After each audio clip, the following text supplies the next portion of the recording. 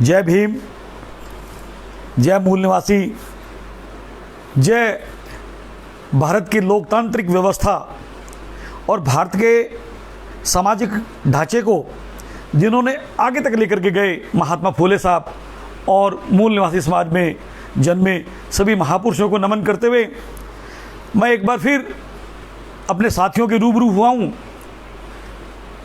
जाति आधारित जनगणना की मांग को लेकर के। साथियों, हिंदुस्तान विभिन्न जाति, धर्मों, संप्रदायों, वर्ग, विभिन्न बोलियों, भाषाओं और सांस्कृतिक वेशभूषा का देश है। ऐसे में आवश्यकता इस बात की आन पड़ती है कि लोकतांत्रिक व्यवस्था में हम हिंदुस्तान में रहने वाले प्रत्येक व्यक्ति के हक और अधिकारों की और उसके सम्मान की किस प्रकार से इस लोकतांत्रिक व्यवस्था में उसको एडजस्ट करें कि वो आत्मसात हो जाए भारत की राज करने की व्यवस्था में, जो कि लोकतांत्रिक व्यवस्था है। आज चारों ओर विशेष करके पिछड़ा वर्ग के जो लोग हैं उनमें एक उद्वेलन है, उनमें एक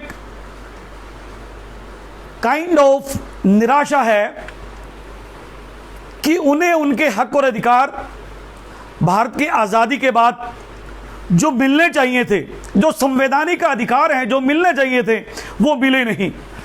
और उसी के निमित्त जाति आधारित जनगणना की मांग समय समय पर उठती रही है।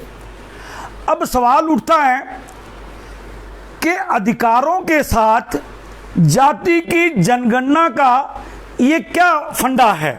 ये बात थोड़ी सी बड़ी अटपटी लगती है कि एक और तो हम अपने हक और अधिकारों की बात करें और दूसरी ओर हम जातीय आधारित जनसंख्या की गणना की बात जब करते हैं तो मेरा समाज, विशेषकर मेरा मूल निवासी समाज, मेरा पिछड़ा वर्ग समाज, वो दुविधा में फंसता है।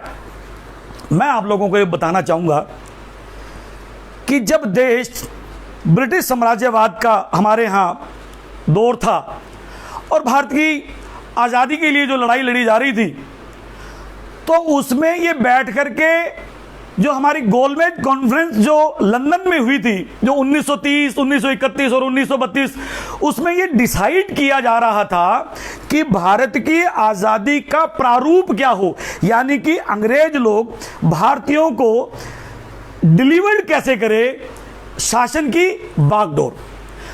तो गोलमेज कॉन्फ्रेंस में इन सब चीज़ों को लेकर के चर्चा हुई थी, जिसका सार यही रहा कि उसमें SC, ST और OBC को विशेष अधिकार दिए गए। इस विषय को मैं फिर कभी छूंगा कि OBC को उन अधिकारों से क्यों वंचित कर दिया गया, कैसे वंचित कर दिया गया। आज मैं अपना विषय जाति आधारित जनसंख्या की गिनती पे ही रखना चाहूँगा।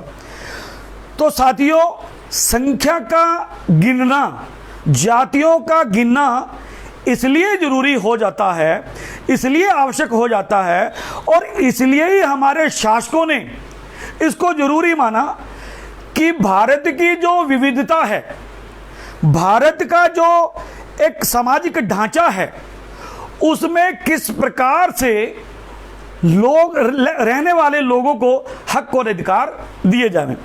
तो उसके लिए जाति की गिनती होनी बहुत जरूरी है कि इसमें जो अनुसूचित जाति, अनुसूचित जनजाति, अन्य पिछड़ा वर्ग और जो सामान्य वर्ग के जो लोग हैं, उनको उनकी संख्या के आधार पर किस प्रकार से हिंदुस्तान के संसाधनों का, हिंदुस्तान की प्रशासनिक व्यवस्थाओं का और हिंदुस्तान के जो एक जीवन यापन के जो अधिकार हैं, वो उनको बराबर बराबर उस अनुपात में बांटा जाए। और इसी को आधार बना करके धारा 341 लिखी गई थी। मैं आप लोगों को ये बताता चलूं कि जहां कहीं भी लोकतांत्रिक व्यवस्थाएं हैं, उनका जननी ब्रिटिश गवर्नमेंट को माना जाता है। और ब्रिटिश गवर्नमेंट ने इस बात को स्वीकारते हुए, इस बात के महत्व को समझते हुए सन 1931 में यह पहल की थी जाति आधारित जनसंख्या का गिनना। हालांकि इसकी पहल तो 1921 उससे पहले की चली, परंतु जाति आधारित जो जनसंख्या की जो गिनती हुई वो 1931 में हुई। और उसके पीछे उनका अभिप्राय भारतीय लोगों को जो विकास के क्रम में पिछड़ गए हैं उनको विकास के प्रगतिशीलता के साथ जोड़ने का काम 1931 में अंग्रेजों द्वारा किया गया था। कालांतर में इसी 1931 को जब देश आजाद हुआ तो इस 1931 की जनगणना को ही आधार बनाकर काका कलेलकर जो धारा 340 के ताबे भारत में बना था, काका कालेलकर आयोग, जिसको यह दिया गया था अधिकार कि वो इसका सर्वे करे पिछड़ा वर्ग का, और उस पिछड़े वर्ग के आधार पर जो संख्या सामने आएगी उसके मुताबिक उनको उनके हक और अधिकार सुपुर्द करने, डिलीवर्ड करने, प्रदान करने। और काका कलेलकर ने 1931 के आधार पर ही ओबीसी की जनसंख्या का गिनती की, जिसे उन्होंने 52% बताया।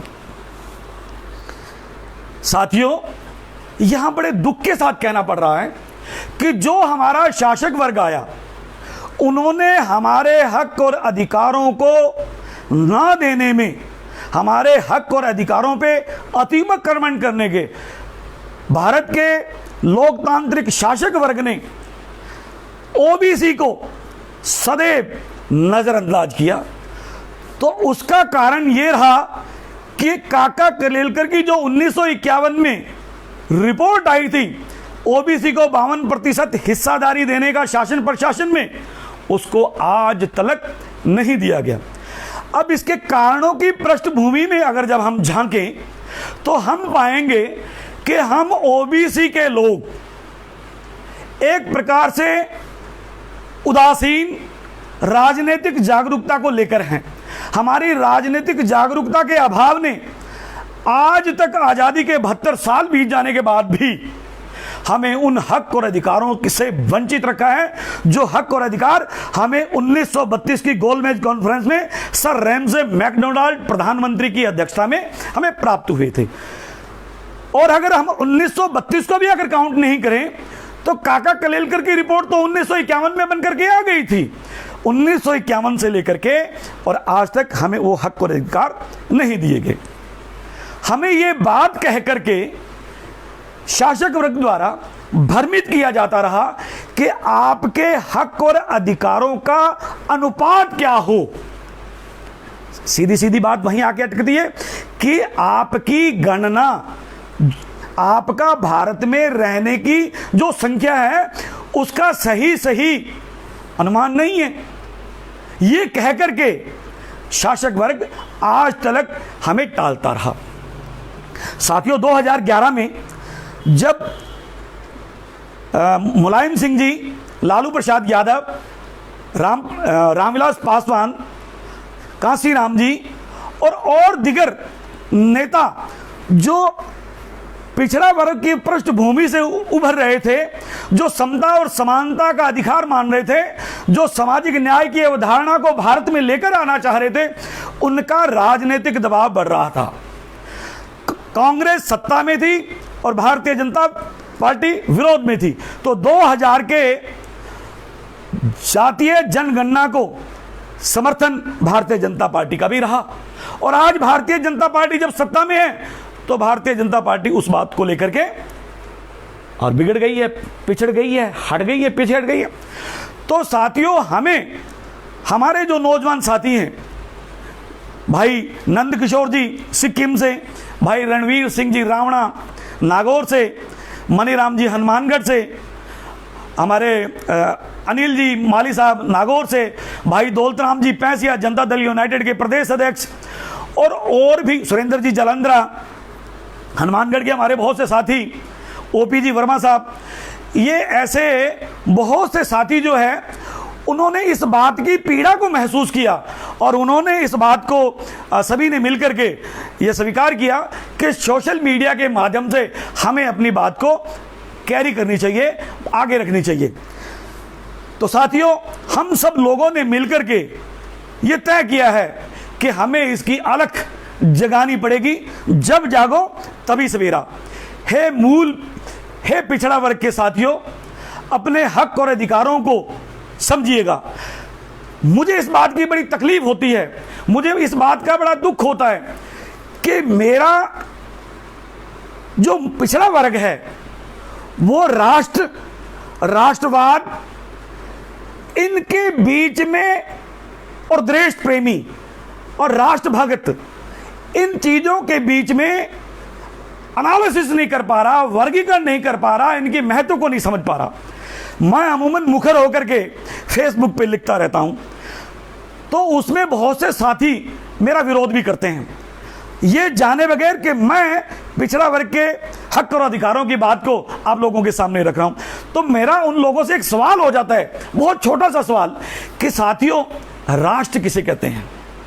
मेरा पिछड़ा वर्ग के साथियों से एक सवाल हो जाता है, खास करके उन लोगों से जो धार्मिक धर्मांधता की ओर जो अग्रसर हैं, जो अपने धार्मिकता को ही भारत के राष्ट्रवाद के साथ जोड़ करके देखते हैं। तो मेरा एक उनसे छोटा सा सवाल बन जाता है कि भाई राष्ट्र किसे कहते हैं। हाँ, उनका बड़ा हास्यास्पद सा जवाब होता है कि राष्ट्र को ही कहते हैं। अरे भाई, राष्ट्र श्याम वर्मा श्री कर्णपुर एक राष्ट्र है। आप मेरे सामने खड़े हुए हर बंधु एक राष्ट्र है। मैं राष्ट्र के बनने में, भारत के बनने में एक इकाई हूं। दैट मीन्स मैं राष्ट्र का एक अंग हूं, और मेरे जैसे करोड़ों भारतीयों के बनने से राष्ट्र बनता है। इसका मतलब यह हुआ कि मेरी आवश्यकताएं और मेरा प्रगति, मेरा विकास ही राष्ट्र का विकास कहता है। और राष्ट्र का विकास कोई उड़ती हुई चिड़िया का नाम है क्या? मेरा विकास, भारत के प्रत्येक नागरिक का समुचित विकास ही राष्ट्र है, और राष्ट्रवाद है, और राष्ट्रहित है।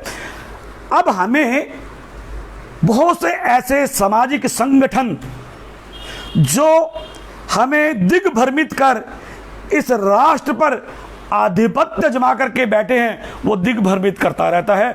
उस दिग्भ्रमित होकर के ही आज पिछड़ा वर्ग, जिसे उसे शासक की सीट पे होना चाहिए था, आज वो याचक के स्थान पे बना हुआ है। एक बार फिर मैं आपको लौट करके अपनी बात पे लेके आता हूं। साथियों, आज हमें इस बात को समझना होगा कि हम 1931 के 52% पिछड़ा वर्ग के लोग हैं, और आज के संदर्भों में अगर हमारी गिनती की जावे तो हम 60% से भी ऊपर जाएंगे।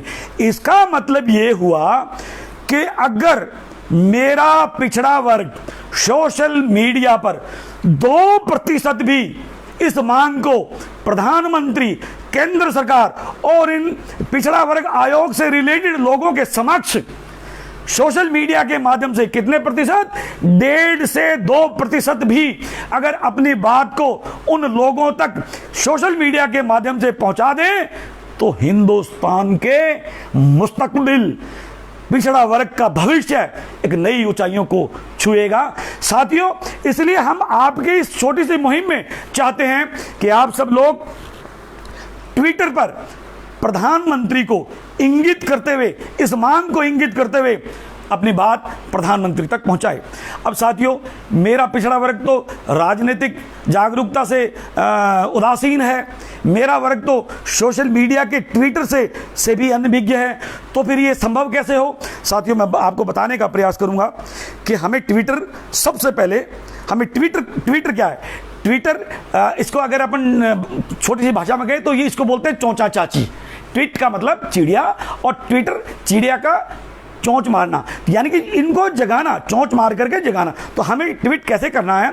सबसे पहले तो हमें प्ले स्टोर पर जाकर के ट्विटर एक ऐप आता है, उस ऐप को डाउनलोड करना है। डाउनलोड करने के बाद जब हम ट्विटर को खोलेंगे तो वो मांगेगा आपसे क्रिएट अकाउंट, यानी कि अपने अकाउंट को क्रिएट करें। क्रिएट अकाउंट, उसको आप जब टच करोगे तो उसमें एक तो आपने अपने मोबाइल का नंबर और एक पासवर्ड नंबर बना करके, ये हर घर में हर बच्चा जानता है, उससे आप उसको फिलअप करोगे और आपका ट्विटर अकाउंट तैयार।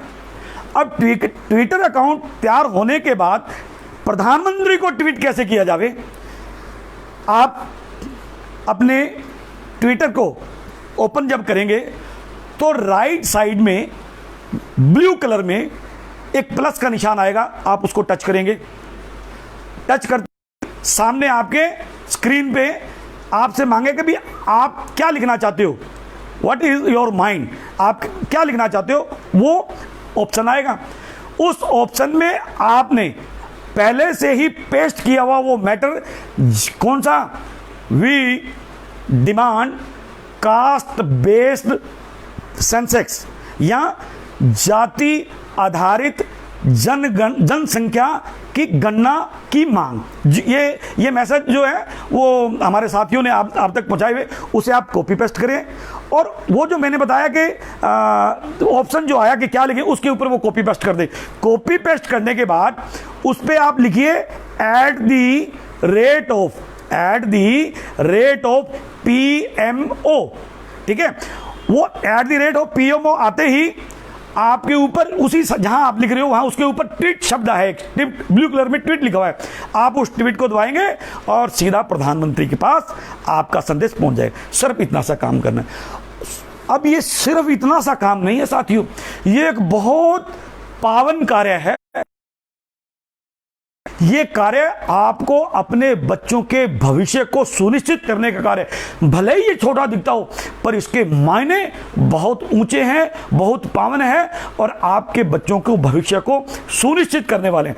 तो साथियों, चाहे आपको ट्विटर डाउनलोड किया हुआ है या नहीं है, आपको किसी और से मदद मांगते हुए भी आपको एक एक व्यक्ति को 6 दिन लगातार, कब से 17 अगस्त से 22 अगस्त तक, 17 को, 18 को, 19 को, 20 को, 21 को और 22 को लगातार ये ट्वीट करना है। और सभी साथ ये पढ़ लो इस बात का, क्योंकि आपके बच्चों के भविष्य से जुड़ा हुआ सवाल है। पढ़ लो इस बात का कि हमें लगातार 6 दिन इतने ट्वीट करने हैं कि PMO का जो साइट है, साइबर है, वो एक बार बिल्कुल ब्लॉक हो जाए। इतनी, यानी कि हम 60-62% लोगों के 2% कर देने मात्र से ही PMO के जो साइबर है वो ब्लॉक होने की स्थिति में आ जाएगी।